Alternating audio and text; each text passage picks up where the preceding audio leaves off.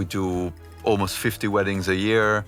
We do corporate events, we do birthdays, we do networking events, book launches, album launches, conferences, and a lot of different things.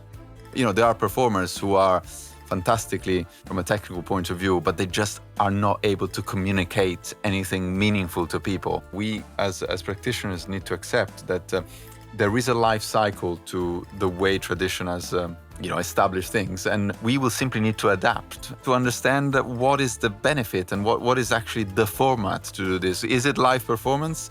I think that I cannot imagine a world without live performance. So it's almost like as if the composer was dealing with the question, am I a creator or am I an executor? So am I just reproducing something, or am I creating every time? It's variety. Hello and welcome to today's episode of the Variety Show podcast. On today's episode, we have a man who has led an orchestra, the Fidelio Orchestra, since 2019, both as a musical director and managing director, where he has to juggle both the artistic and business side of the venture. His training is in music and in physics, and his interests span widely from history to psychoanalysis, from cooking to interior design. So there's a lot of things, we can talk about. Oh, that's not to mention the cafe, which I believe you own, which I've actually been to. So we can talk about that. We can talk about that. So welcome to the podcast, Raffaello. Good enough? Thank you. Yeah, good to be here. Thank you very much. I tend to start at the beginning with most of my podcasts. Just where were you born? Where have you come from? So I was born in Rome, Italy, rather than Nevada, as somebody once pointed out to me. I wouldn't have. Yeah. I grew up in Rome. I did classical studies, so Latin and Greek, history, philosophy. And then I studied music alongside, went to conservatory. In Rome? In Rome, yeah. And moved to London in 2009 for a postgraduate master in physics, actually.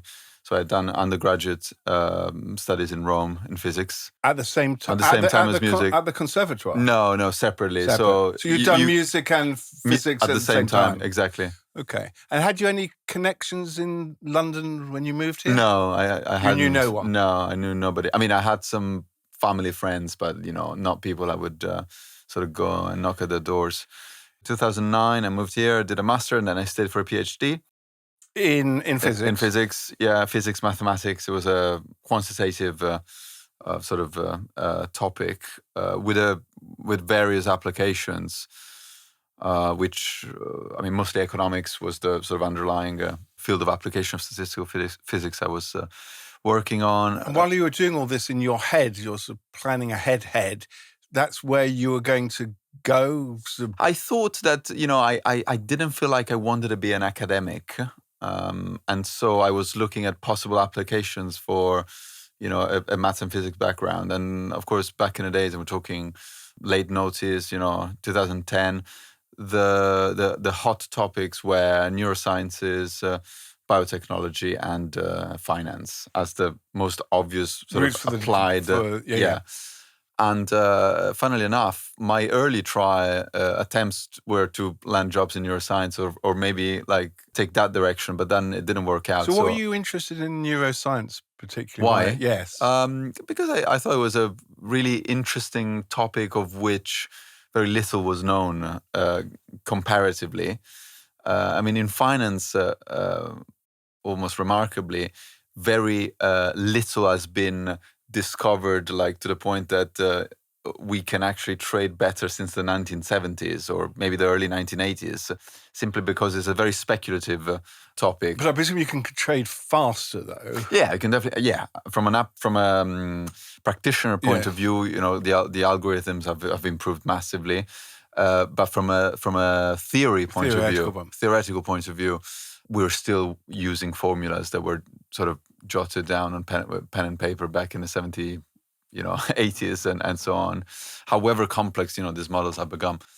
So, but eventually, I didn't manage to land any job in neuroscience. So finance was in a way a bit of a second option. So I worked in finance. So you became a risk manager, and so it was basically managing risk on the back of derivative portfolios of foreign exchange trading desks. So this is fascinating. So you had a job which I imagine was, well-paid, good, stable job in finance, and then at some point you decided that wasn't for you. Yeah, I mean, I actually I had realized that much earlier than when eventually I decided to go. But it's more like when you are in a job and you're trying to work out what you're doing. Of course, it's not always obvious how to make the next step. I think what really was a trigger for me was the fact that I just didn't see anything happen within the bank that would allow me to take the direction that I wanted to. You mean in terms of being able to use your own creativity? Yeah, exactly. So exactly. Actually devise, rather than just following. Yeah, I mean, the banks, or at least as far as my experience goes, they are very much about following a script and sort of, replacing, sort of putting bodies into roles. So what you have to do is to fit a role and then get into that role, and then somebody else will move up the ladder, and you basically take that place. There might be some reorgs internally. That actually there are a lot of reorgs. Teams get split or merged and so on. But effectively, you're working within a very strict system. And listen, I don't blame them. It's very complex to run a 250,000 employees organization. So they do need, it's very easy for us nowadays to criticize big corporations and enterprises being soulless, as being, it might be true, like from a philosophical point of view, but effectively from a practical point of view, that's the only way they can make it work. So let's go back a bit. So musically, music has been part of your life since the begining? Yeah, it has been. I mean, what instruments? Piano. I started playing the piano when I was 5, and did you love it? I don't think I ever loved it. I started really loving it at the start. I started really loving it when I was maybe 15 or 16, but sort of always flirted with the idea of taking that route professionally, but never really committing to it fully. And this was due to a mixture of reasons. I mean, first of all, is that my parents were always very cautious in sort of making me embrace something too passionately, particularly if this passion was obviously unwieldy from a professional application point of view. And in this, I don't mean to say that they clipped my wings at all, but they always encouraged me to think critically about any decisions I would make about my professional course. And of course, they were fully aware of how statistics is against you as a young performer. If you look at the number of people who get a diploma in instrumental practice, and then how many actually manage to make a living out of it. I mean, it's obviously...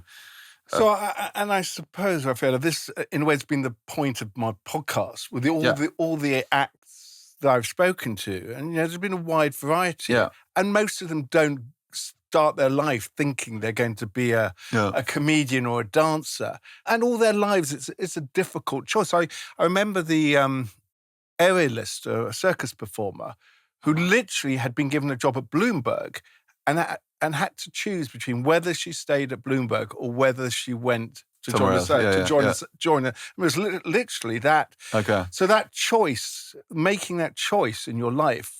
Yeah. I mean, in a way, I made the choice against it, because the choice I made was that of not studying music professionally, and to sort of see how it would trail along and how I would be able to maybe manage it as a side hobby or as a side hustle. And of course, and a lot of people do that, don't they? Yeah, they have exactly. it as a hobby. Yeah. And I've always said, actually, that sometimes that is the best solution, because it means you're not under pressure to earn your living. Out of what you love. Out of what you love. Yeah. And it's quite easy then for you not to love that. Yeah, it can become actually a hatred. Hatred, because you're under so much pressure. Yeah. So how long did you stay with the bank? 5 years. So that's... You gave it a good go. I gave it a go, I gave it a go. And then once I left, I sort of came up with this idea of starting a business in music, in hospitality, something that would, in a way, bring together two of my passions. I could see a business coming out of that. And one is the social aspect.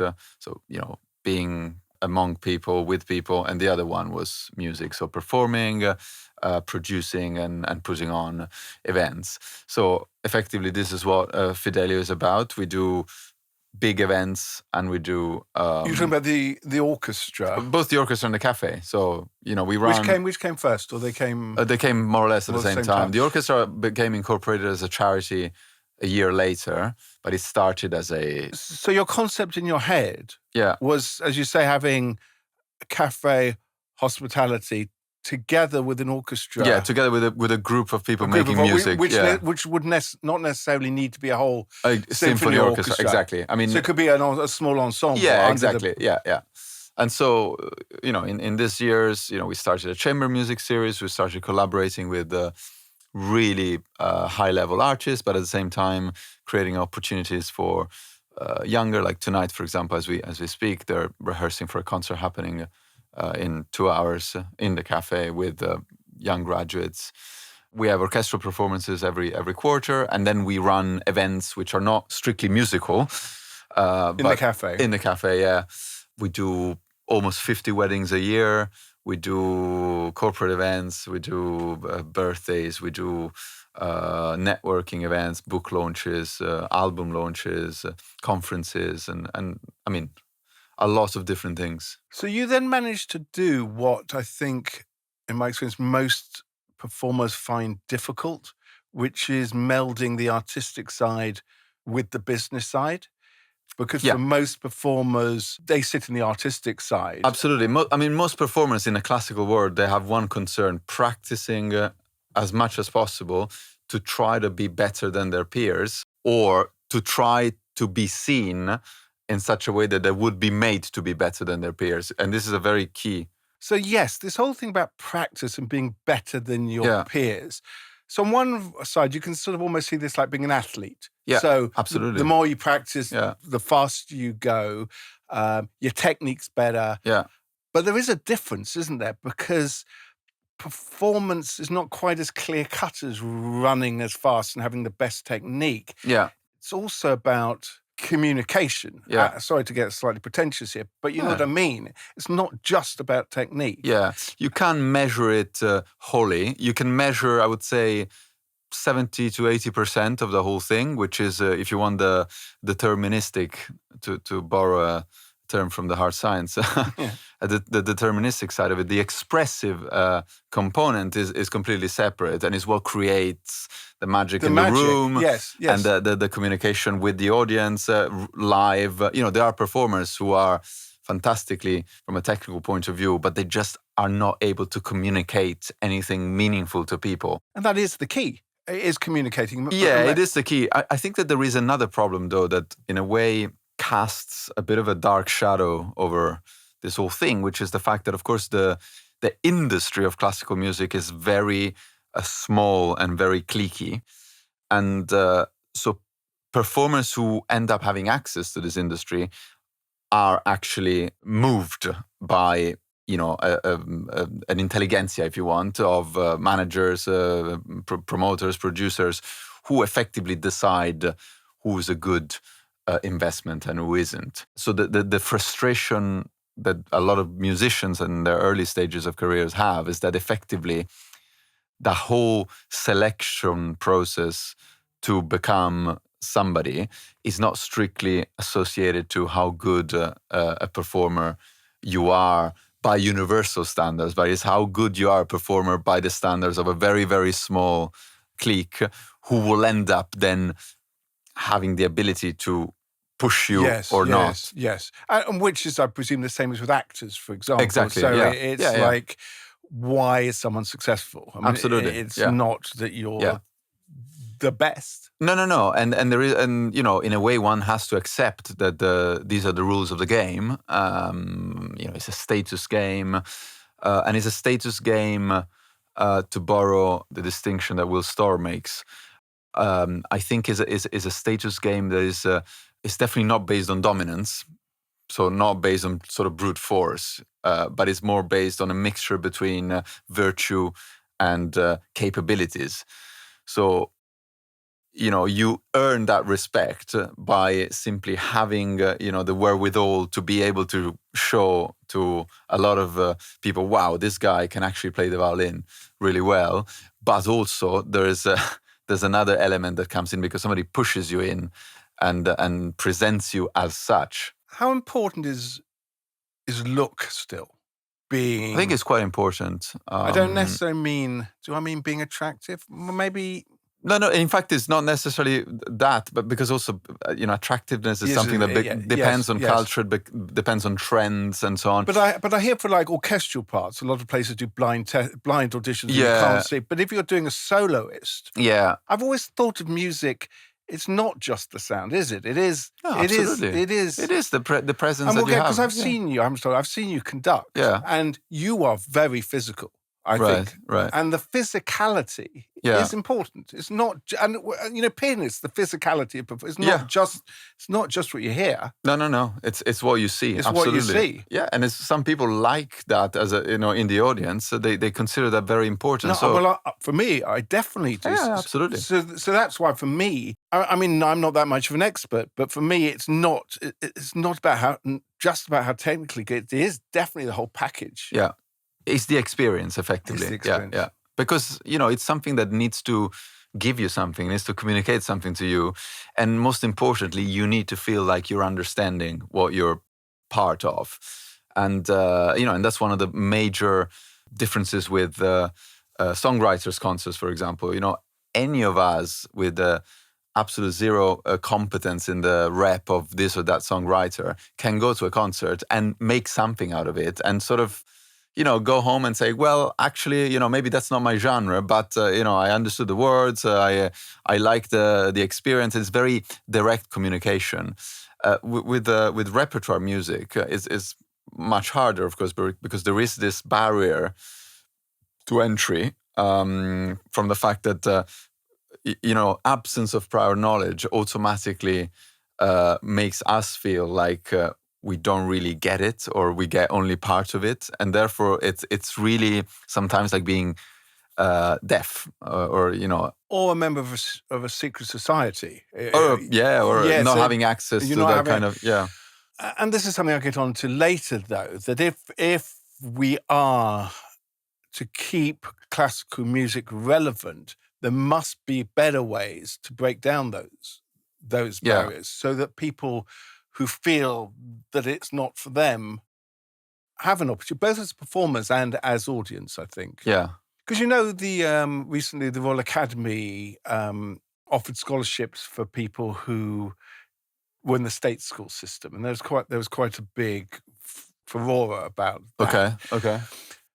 But it struck me that that's too late, because people are 16 and they would have already had some sort of ability to get into the classical music. Yeah.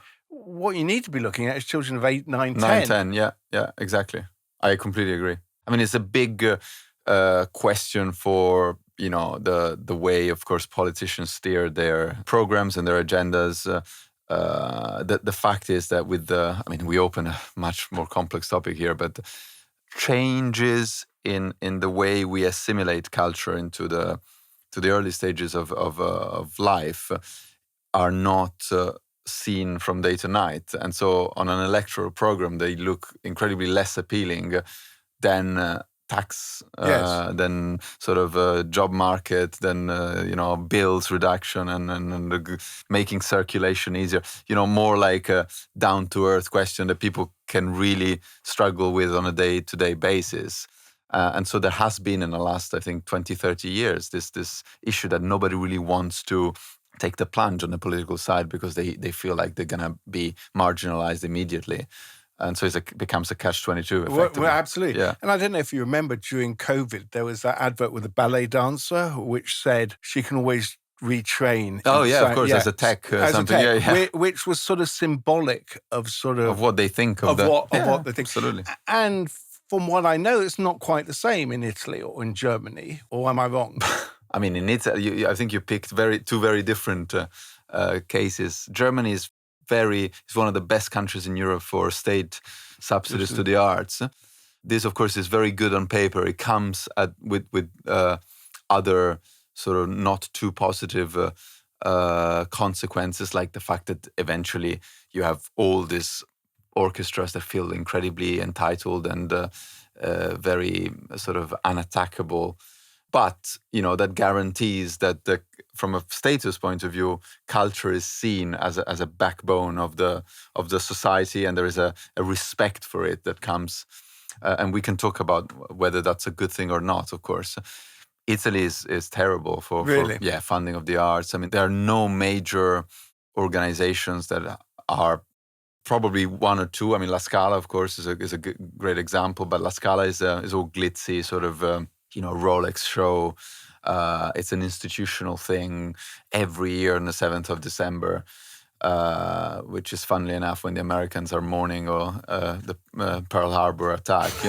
In Italy, everybody, all the major sort of politicians and rock stars, they turn up in Milan and in their best. So it's a bit like the Met Gala, sort of. Yeah, and it's sort of, it's just a show kind of thing. That hasn't got any real cultural value. I mean, it's, of course, the president of the republic would go to the opera theaters to tell the whole nation it's important to go to the opera. Apart from the fact that the ticket is too expensive. It's like 2,000 euros. Like, so it's like, I mean, it's it's a bit of and this is, I think, the biggest question for music, but perhaps performing arts more in general for the future, and not too distant future, like for the next 20, 30 years, is how to actually convince people that there is a value in it beyond this very shallow status symbol that we associate to it. But we all know, surely we all know there is, both in terms of the economy. I mean, the amount of money that's raised. I mean, I'm talking about the arts in general, musicals, plays. It's a big industry. It's a big industry, absolutely. And all the way down to mental health, for example. We know that music is a good way, joining choirs, all that type of stuff, amateur choirs. Well, also, which in this country, by the way, is a great tradition. Yes, and is really good way of being together with a community of people, which is good for you. So on all levels, sort of, we know that, I think. But even so, the governments, you're right, don't see it as... They don't see it, but also because they are faced with huge bills. So they're running the opera house, costs a lot of money. And when you look at where this money is going to pay extortionate fees to superstar soloists. So is there an argument to get rid of places like the Opera House, or do you need a jewel? Or can you give that money, if you could find a way that it actually worked, to the community? I think that... there surely is a way, or there is a more ambitious plan that it hasn't been explored, which is the fact of just being honest about what is the purpose of the arts. And so if the purpose of the art is about entertaining rich people and making them complacent in seeing the biggest stars out there, that's totally fine. I don't feel like criticizing this aspect. But, once this is clear, then let's do a little bit like what they do in America. So you have private sponsors that come in and subsidize everything up to 90% effectively. And so the cost structure of that organization can simply get, retuned based on what sort of endowment one is able to levy or to You mean rather than the government's... Rather than the government's, because the moment you bring the government in is a completely different ask, of course, because you're expecting that endeavor to be something that benefits the community, that benefits the society at large. And what is the benefit to society for there being tickets available to purchase at 300 quid in the stalls every week to go and see a show that 95% of society has no idea what it means? And of course, they all do their outreach programs. But it's that, for me, it's just window dressing. Oh my God, it's ridiculous. That puts a lot of pressure on the organizations as well to behave as educational bodies, which frankly they're not being created to do that. Yeah, the London Symphony Orchestra, I think it was Tony Pappano said that publicly in an interview, and I fully agree. It's not an organization that is supposed to teach students in a school the difference between a symphony and a concerto. That's the purpose of other organization. Still funded by the government, but the purpose of arts organization like orchestras and opera houses is not that of educating. if we keep like recasting the problem in this under this light, I mean, it's just it becomes incredibly contradictory and eventually will fail. If anything, I think is a justification that the politicians are looking to say, you see, it doesn't work. So, we can scale down the commitment to the arts year after year until eventually there is no commitment. Like what happened with the English National Opera. Yeah. Well, absolutely. They were asked to say, listen, we're not going to fund this anymore. So how is it realistic that an opera house will move to Manchester, I think? Is that Manchester? Yeah.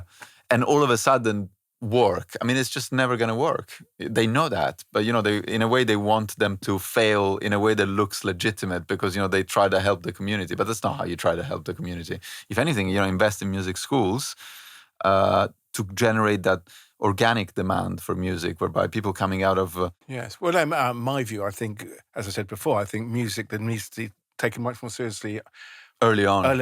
In state schools. There's lots of schools where you hardly get any music whatsoever. Yeah. And yes, the money from places like the Opera House should be retargeted. And you're right, maybe get commercial sponsors. Yeah, and I mean... we can just solve it all here if you like. No, I don't think we will, but... Maybe you will. But the other thing when you make it commercial, of course, is that you need to be realistic about what you're trying to do, right? Because the big pop stars, that they can put on shows for 50,000 people and sell all tickets within 3 hours. Those when you try and get to buy a ticket for the, I don't know, Taylor Swift. Yeah, exactly. Yeah. Even the biggest star in the classical music world would never be able to access that sort of demand pool. So, but if we want to purpose the whole industry in that way, which is what, by the way, a lot of managers and promoters are secretly trying to do, or secretly or not so secretly, because they see that effectively, there is a certain demand. So they can put 3,000 people in a room to listen to a piano recital. Now, out of those 3,000 people, perhaps 2.5 are there just because it's a show. The other 500 may be like a very, very knowledgeable and very, very fanatic type of individuals. But this is maybe what it will become. There will be a very super exclusive circle of performers that will continue to do this higher and higher value events for a smaller and smaller circle of people. And then all the rest will be amateur choirs, amateur orchestras, and sort of an ecosystem of DIY type of music. Which may be right. I'll tell you what I do think still works quite well, the proms, though. Oh, yeah, absolutely. The proms are the things that work better than anything else. Yes. Because the proms are a show. They are an event. They are a summer festival. It's on all the guides. Yes. Another thing that works a lot and is working more and more are the summer operas. The summer operas. Like Grange. Yes. Garsington, Glyndebourne. Yeah. And there's lots of them. Yes. So many others. And that is true. But even those, there's a certain type of person that's going to be afford absolutely. Those. Yeah. But, that's the circuit of Ascot, that's the circuit with Cheltenham races, that's the circuit. It's that sort of... Is that okay, though? Is that okay that the classical music is just that circuit? I mean, it's something that you can never get to get classical music more appealing to more people, to younger people, to people of different cultural backgrounds, to people who are not entitled. You know what I mean? You see, Adam, I think that the real problem is that it's the experience of music for all its, beauty and charm is a very personal experience. So the moment we try to institutionalize it and we try to present it in a way that obeys by bylaws and all that kind of a glitter that is added to it, automatically we are requiring people to, sign in into a certain or to approve a certain brand or not, and so whereas I think that is wrong, at the same time, with the existing model we have in place, it's a way to make it work. It's a way to give work to people who have studied for 25 years. And therefore they want to... No, I agree. It's definitely not accessible for a lot of... but maybe what needs to happen, and what I'm sure is happening, is that you have, as you say, you have the the peak, the proper London Yeah, yeah. Symphony Orchestra, of all that, whatever Yeah, sure. it may The be, best gun. the best of the best. But then you have the crossover concerts, which just which has been going over. So you have opera singers who sing more modern stuff as well as So Absolutely. there's a range. And there's also those could be the events that then in a way trigger interest in people. Yes, I think you're right. But also I'm interested in, obviously, what you're doing with your cafe. It's the venue itself is off-putting. Yeah. The whole traditional seating and to have classical music in places where you don't expect it to we be. have it in a restaurant kind of style set up, which in a way tears down the barrier to, or the formality of the whole thing. So I think that's the word. I think it's the formality and the rules. Yeah. Where do you stand on clapping between movements? I don't care, to be honest. I mean, I was thinking of setting up a clapping between movement, actually. I think there are, movements that finish in a way that just really demand clapping. Others that even end of pieces that don't demand clapping. Yes, but it's like you're expected or not expected when an opera singer sings a big aria. Yeah, people clap, don't they? That's sort of absolutely. Expected. Yeah, and the opera singers love that, but of course, there's a way for them to, be acknowledged. It would be really strange if people didn't clap at the end of a big aria by Mozart, for example. But in fact, in opera, it's more traditional to clap in between. No, but that's numbers. what I mean. But it's to do with traditions, and so much of classical music is to do with everything is to do with traditions. Absolutely, everything. But sometimes traditions. I mean, even the concert in 2 intervals has to do with tradition. Nowadays you go, if you book tickets for any shows at the Royal Festival Hall by one of the resident orchestras, I mean, you would still have programs that look very much like overture / contemporary piece / commission, solo concerto, where you got a soloist that you can sort of contract for that. Interval, 20 minutes, grab a stale sandwich or an overpriced gin beer. And tonic to get you through. Gin and tonic, which you stir with a plastic kind of thing. And then you have a symphony or a big orchestral piece in the second half. I mean, that is tradition. There's no other reason. And that's not, by the way, that's tradition that was consolidated late in the 19th century. So when actually classical music started to become a market or started to have a market. But when we look at history, it's quite interesting because, that phase that went effectively from the 1880s or 1870s until, let's say, the 1930s, so just before the war. So it's like a 60, 70 years of solid repertoire building in the live space. Then was not replaced, but like overlapped with the recording industry taking over. So that's quite interesting. Yeah, I hadn't thought of that. And the 1950s, 1960s, and 70s were the golden ages for the recording industry in classical music. I mean, really big labels starting to make a lot of money. So like Herbert von Karajan, Deutsche Grammophon, exactly, and Deutsche Grammophon and Decca and Sony, and all those classical chords you probably still listen to. Those absolutely, iconic, recordings. And now we are in this sort of post era where, of course, there are still recording industry. The recording industry still has a big grip on the streaming market.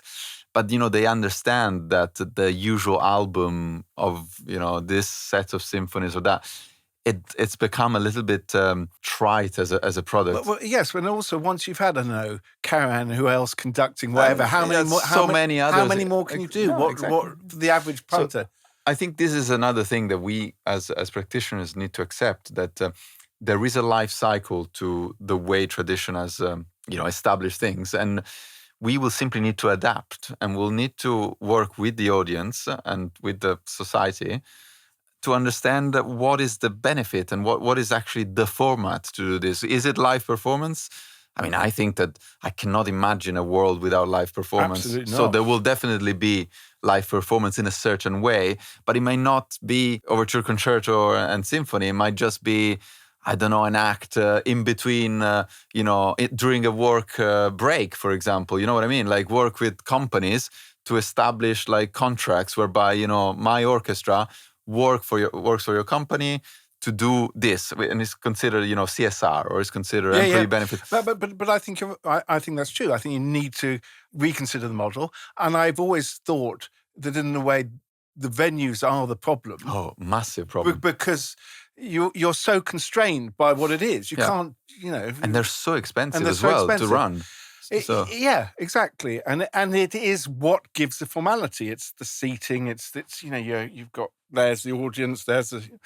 So if you can do as you're doing and other people, putting classical music into places which aren't as traditional. I mean, Yeah. I'm sure it's all been done, but absolutely. to continually think about that and think of different models. Yeah, that's the catch. Like continuing to innovate, continuing to look for different. I mean, try not to compromise quality, not for the sake of saying I'm doing good quality, but just for the sake of making sure that the type of experience you create for your audience is an experience that is valuable from a communication point of view, as you were saying before. People come and they feel like they're part of something special. But I like the idea of how. I mean, the other trouble is, of course, if you have a full symphony orchestra, that in itself is expensive. It's logistically very difficult to handle. But you don't necessarily need that big. No. And having I don't know, classical music performing together, I don't know, with a circus act or combining genres, bring the music into places where it would not necessarily have been. Can we talk a bit about conducting? Yeah. So when did you come upon that? I think I started taking lessons or, getting closer to discipline in 2015. Oh, relatively recently. Yeah, about just over 10 years ago. I mean, broadly self-taught with quite a lot of input from, established conductors, but never in the formal context of a degree or simply because I was already working full-time. There was no way I would have been able to manage that alongside among all the other So you started endeavors. that whilst you were still... I was at JP Morgan. You were still at JP Morgan. Exactly, yeah. And then... Why did you start that? Because I wanted to get something started within the bank, like a music society within the bank, which is what I did, by the way. And the organization, supported me to start putting together a sort of a group that eventually turned into a proper symphony orchestra. Really? Yeah. Within a couple of years' time, we had a full complement. But these were bankers and employees, exactly. So it was a way to create. I imagine that, knowing how it is for those people, there'd be quite a few quite good players, wouldn't there? Yes, although the difficulty there was to ensure attendance, because the problem it's like work crops. Yeah, the problem with bankers is that they're completely unreliable because their work stream is unreliable. So you would have these people calling, getting put onto a plane at 9 p.m. in the evening and then saying, sorry guys, I'm disappearing for 2 weeks. Your first violinist gone. Yeah, exactly.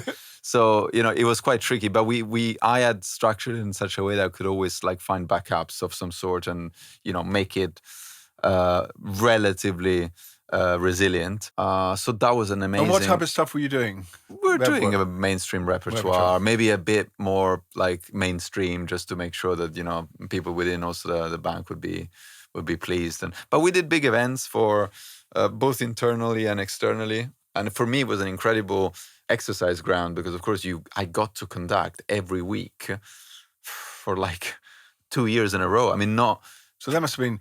Professional conductors don't get that type of thing, of course, because, So was that the first time then you conducted? No, I had conducted small groups before. But a larger... Yeah, the large... Yeah, absolutely. Yeah, that was on a large scale, yeah.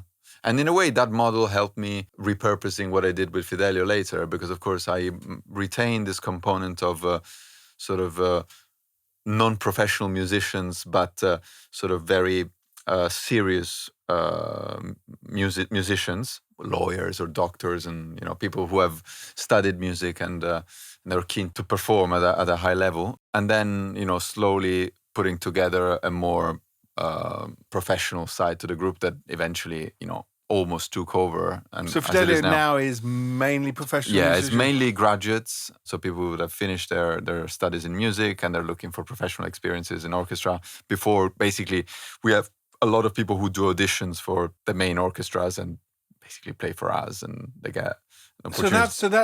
So that's a good opportunity for people who have had no experience to gain experience. Absolutely, themselves. yeah, and they're paid. So it's a gig. And we try to retain the core group as we go. How long has that been going for? Been going for 7 years now. Wow. So What's your approach? How does it work? And well, say you're faced with a new piece you've never done. Yeah. What's the process? And the first is you learn the piece by yourself, first of all. What does that mean? Learn it though. I mean, you look at the score, you understand length. I would say the first things are length, tempi, which means speed. So what does your length correspond to in terms of time?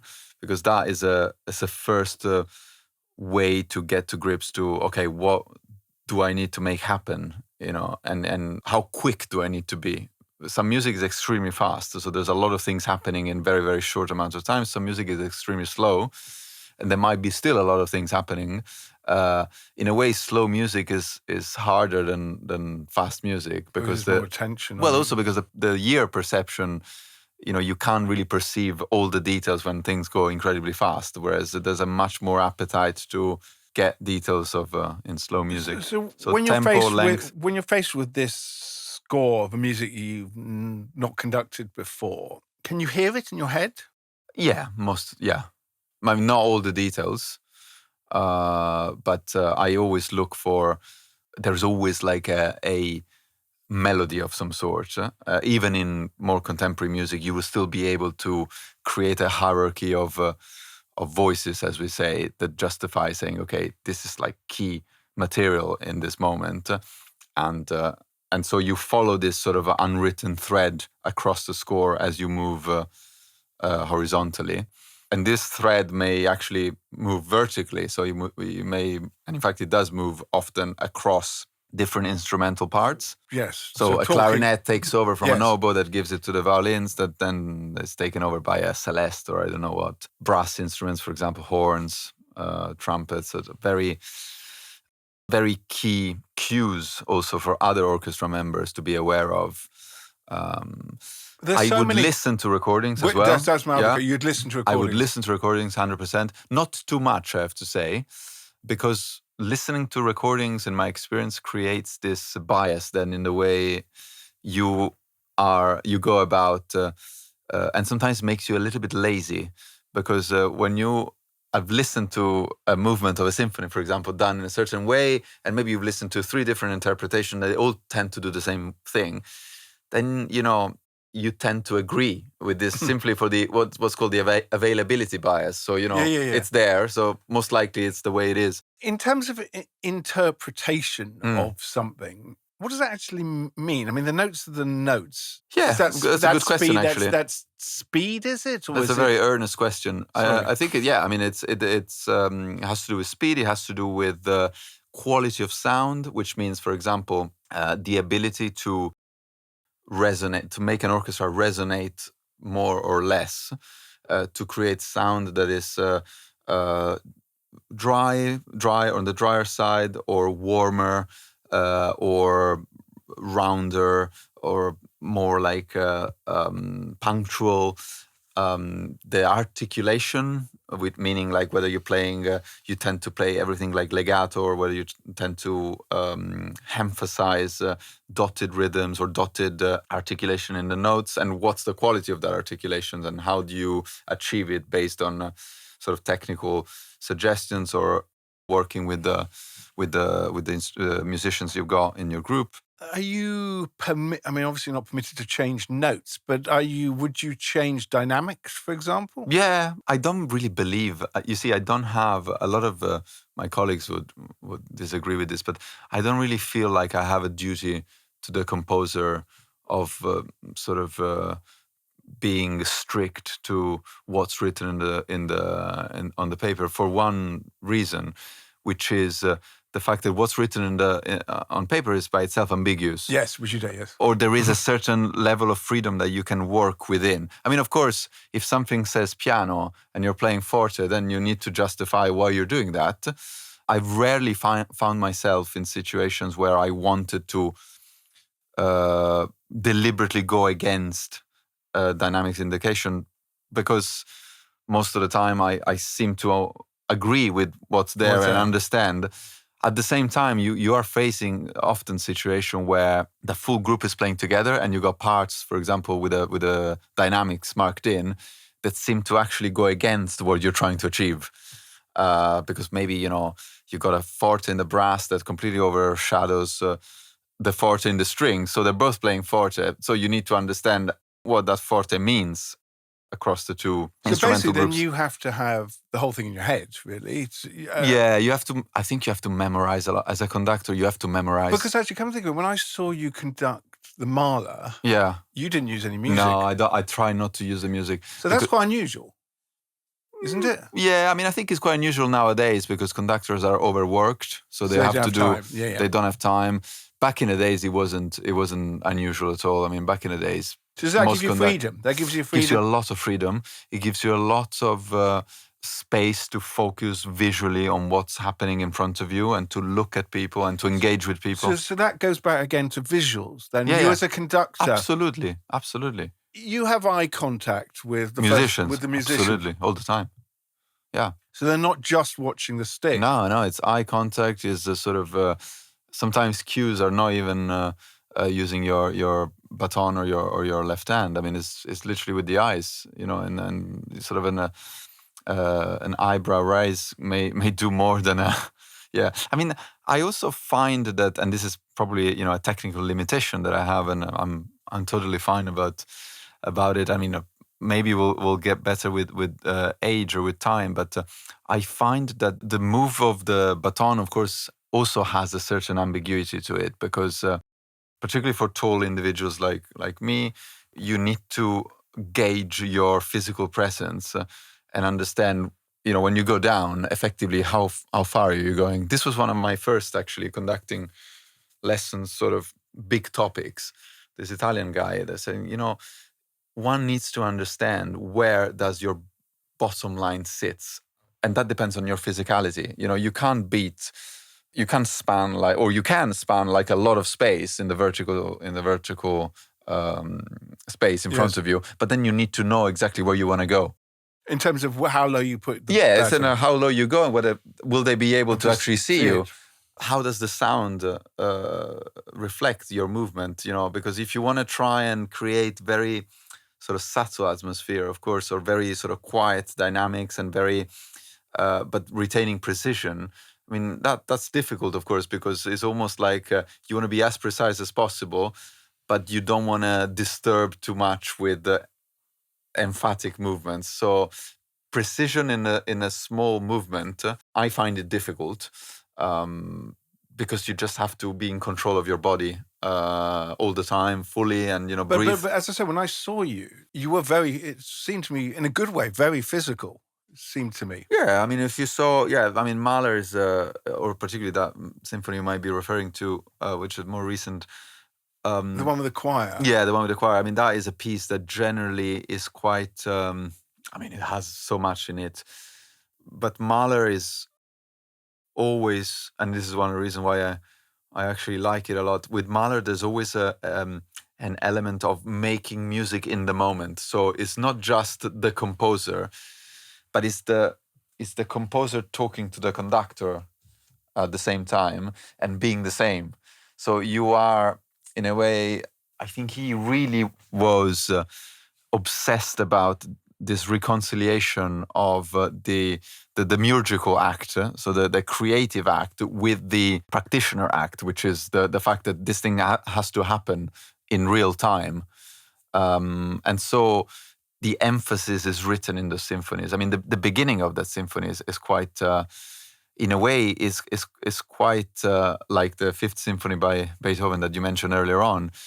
It almost like happens deliberately in time, but out of time, and is a gesture that challenges the very ability to make something repeatable.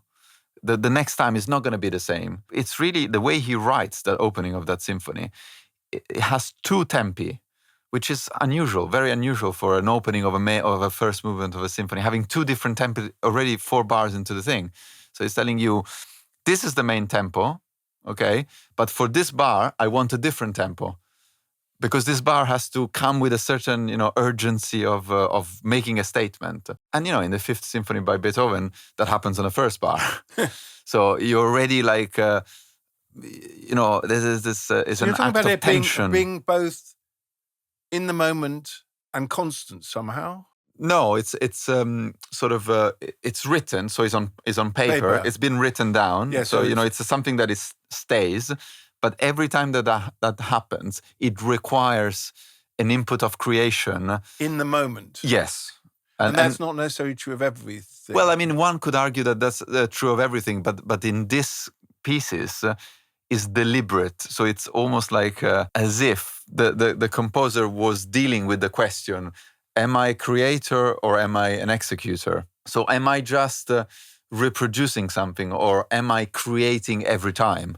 But isn't that also you yourself as a conductor? You're almost doing the same thing. You are creating or help to create. I think so. Because every time you do a piece clearly, and actually this is again something I've talked about a lot on these podcasts, the joy of live entertainment, whatever it may be, pop concert, magician, whatever, every time is unique. Absolutely. So you're not listening to a recording where you know every time it's going to be perfect. And also, I think the thrill, and you might disagree with this, the thrill of live entertainment is the fact that somewhere subconsciously, as you know, it cannot necessarily go horribly wrong, but it's not guaranteed to be quite right. In fact, it might not be quite right each performance. There's always going to be some little error or something that's not quite right. And that's the joy. Yeah. We too much in today's society, I think, hanker after perfection as and the expectations. As the thing that we should all aspire to. Whereas humanity is not in perfection. It's an imperfection. Yeah, fully agree. And that's what music is. It's a demonstration of imperfection. The joy of imperfection. Yeah. But it's not the way it's framed in the industry, because it's actually exactly the opposite. As in, it's no, but that's what I mean. That somehow you have to get everything absolutely perfect. Yeah. But I don't think that's not where we really at. I don't think. No. I mean, obviously, this is within limits, but you know what I mean. Tell me about your relationship with orchestra, or the members of the orchestra. Yeah. Are you like, I don't know, are you like a football manager, or are you like a business CEO? How does that feel like? I'm not talking about the musicality. I'm talking about like the relationship. Yeah. I mean, I've never been a football manager, so I would be a next thing. Maybe. I think there is you need to strike a good balance of earning both love and respect. Which is not an easy thing, because of course certain people would love you, certain people will only respect you. I don't really play by the books, in a sense that nowadays in orchestras there's a lot of doing things the way you're expected to do things. Always be on time, speak as little as possible, make sure that you're clear, basically empower others and be instrumental to the ensemble, which is true. I think the best performances I happen to be part of were the ones where I was in a way completely disappearing within the group. Of course, with a certain role. Would you ever get cross? Yeah, I mean, I try. I don't like arguing, like in general. I'm a Gemini as well, so I very easily switch to my other self and allow the other self to be trashed, and I'm fine with that. I mean, there are certain behaviors, unfortunately, that you need to counter, not just out of principle, or sometimes out of principle, but mostly out of benefit to the rest of the ensemble, because altercations effectively, they bring the energy down, they bring the... definitely. But I try to solve these kind of situations always behind the... So not in front of the orchestra. No. If somebody is obviously disrespectful, I just tend to just take it in, and that's fine. But I have to say that it's really rare, the situation. But you are dealing with people, and you're dealing with people, and you're dealing with egos. Have bad days and egos. You're dealing with egos, and percussionists tend to be really difficult people in general. For all percussionists watching. No, I mean it's they're just. Well, that's the whole So they all. I know what the psychology is behind that, and I respect that. Of course, it's people that end up sitting a lot of time, waiting for their one. Waiting, and then maybe they feel like they're not given the right attention at that very important time. So they have their reasons, but it has happened that people get maybe a little bit too vocal, and what happens actually eventually is to their own detriment, because the rest of the orchestra it's unlikely to sympathize with somebody sort of barking at the back, mostly inaudible comments that just come muttering, sort of gruntling, from the deep recesses.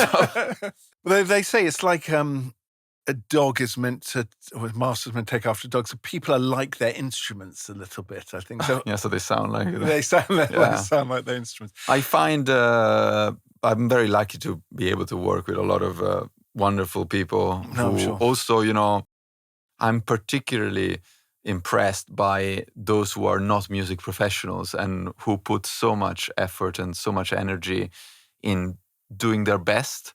But also the joy for them. If you're at a job that you're doing, like you were in a bank, absolutely. and to have that opportunity. But you see, doing your best is by itself a great thing. It's a great endeavor, because it means that you know that you won't get to where you'd like to be, but you will still try. And that is a great attitude in music, because of what you said earlier about the imperfection of the whole thing. Whereas with professionals, most often you have the other attitude, which is I'm going to do the bare minimum because I know that that's going to be enough. Because I'm good enough, yeah. Well, it's going to be enough for the context of this orchestra, maybe, And that is the wrong attitude to me, because eventually what happens is that, sometimes the amateurs, if you want, or the non-professional end up dragging the whole thing up with a much better energy than others who are supposedly there to be the professionals. That's I guess this happens in a lot of contexts, not only in music. Yeah, but maybe, I suppose, potentially if you're, by definition, a professional is someone who should be professional at all times. But that's also the limit of defining music as a profession, because, there are a lot of orchestra members nowadays who even leave their instruments in the theater, and they don't even bring it back home, because they don't need to practice. They just go there, check in, play, check out. There's a very famous, not very famous, but very funny. I'll take 30 seconds to relay this anecdote. Lorin Maazel was an American conductor. Yeah. In America, they're also very strict about timing, and rehearsal timing. So if you overrun a rehearsal by 2 minutes, the orchestra is allowed not to listen to you anymore. An orchestra rehearsal in Boston finished, and Maazel goes like, "Okay, gents, before you go, I just wanted to say," and he sees people already starting to scatter away. And he goes like, "Excuse me, do you want to just listen literally 20 seconds? Sorry, maestro, we're over time." They all go, "Okay, fine, I'll tell you tomorrow." So he comes at rehearsal at 10 o'clock in the morning. The orchestra is all there, ready to start. Says, "Well, let me tell you what I wanted to tell you yesterday. I wanted to tell you that you played so well that I was going to suggest that we actually didn't rehearse this morning. But given that you're here, we will. Please stay seated for an hour while I enjoy my coffee." And that's what happened. So that's the extreme professionalism in a way, is that you end up being basically a bit dumb. Yes, and just by simply applying the rules. Yeah.